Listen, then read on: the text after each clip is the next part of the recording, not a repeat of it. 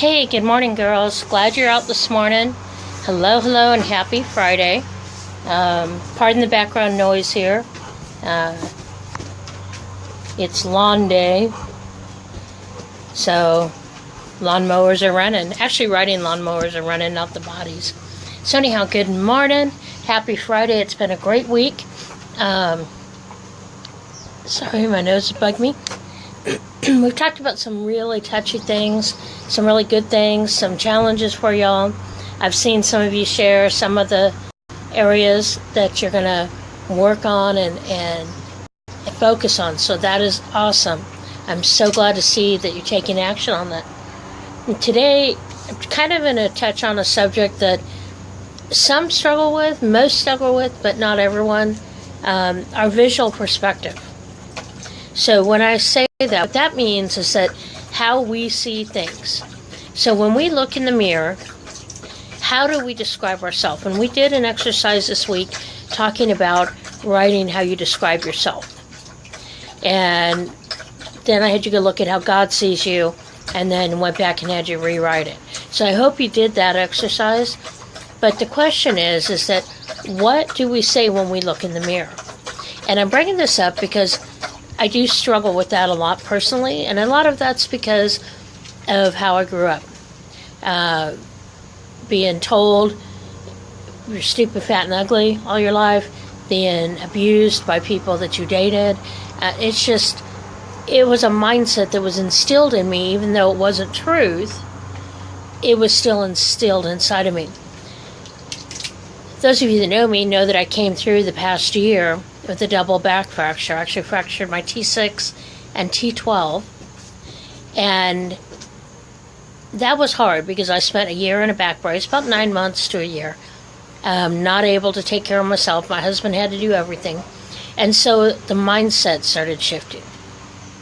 And I really think that's why God has allowed this whole launch and birthing of Healthy Mindset Cafe and RobinHardy.net. I really believe that those life experiences that are real, God has used them in my life so that I can come back and empower other women. Because I think we need to find ourselves empowering each other a lot more than we have been. I watch the Post, and we have a young lady, an Olympian, that won these medals, and all everybody can do is bash her for her hair or the fact that she didn't stand right during the pledge or the national anthem. That's crazy. Why are we as women attacking each other? Hi, Kimberly. Good morning. Glad you're here, sweetie. And why are we doing that? And what we know for a fact is when a woman starts to bash another woman and talk negative about her, it's usually because there's that struggle inside of her. She's struggling emotionally and spiritually on some level. And so she feels better if she can come after the person. So if I'm struggling with my appearance, in their mind, I don't do this to people, but in their mind what they say is, because I'm struggling here, if I make you feel bad, then I'm better. Instead of fixing what's wrong with them. So when I talk about our visual perspective, I wrote a blog probably 2 months ago called The Missing Tooth. And that was a hard one to write because through this whole back fracture episode and season, it was all due to a lack of calcium absorption in my body. Something that the doctors don't test you for. I had to go to a kinesiologist to find out.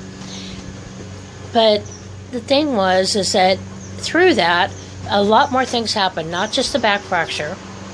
I lost hair. Hair fell out, it thinned. I lost teeth. So when you look at it all, you're like, okay, well, how do I get a good perspective? What do I say when I'm looking in the mirror? What do I say when I decide that, okay, instead of doing live showing you the yard that I look at, I'm going to turn the camera the other way? That's terrifying, ladies. Terrifying. Because what do I see? What I see is the missing tooth. Right up front, girls. The second one's further back. I see the shiny spots in my head where the hair was. And I don't see what Christ sees when he looks at me. I don't see what many of my friends around me see when they look at me. I don't see what my husband sees when he looks at me. And why is that? That's because we're conditioned in a mindset of identifying the negative aspects of us and magnifying them. The funny part is that most people, in talking to them, don't even notice I'm missing a tooth. Now I have what's called a flipper, a partial that I can put in, but I can't eat or drink with it. So, and I talk like I'm blah, blah, blah, so I'm like, forget that. I'll wear it, when I have to, which the dentist is kind of freaking out on me, but whatever. That's my choice. But my missing tooth, my thinned out hair that is slowly coming back, does not define who I am. And girls, whatever your self-perceived flaw in you does not define who you are. Just like if you've gone through a bankruptcy, you've gone through a divorce, you've come out of an abusive relationship, that does not define you.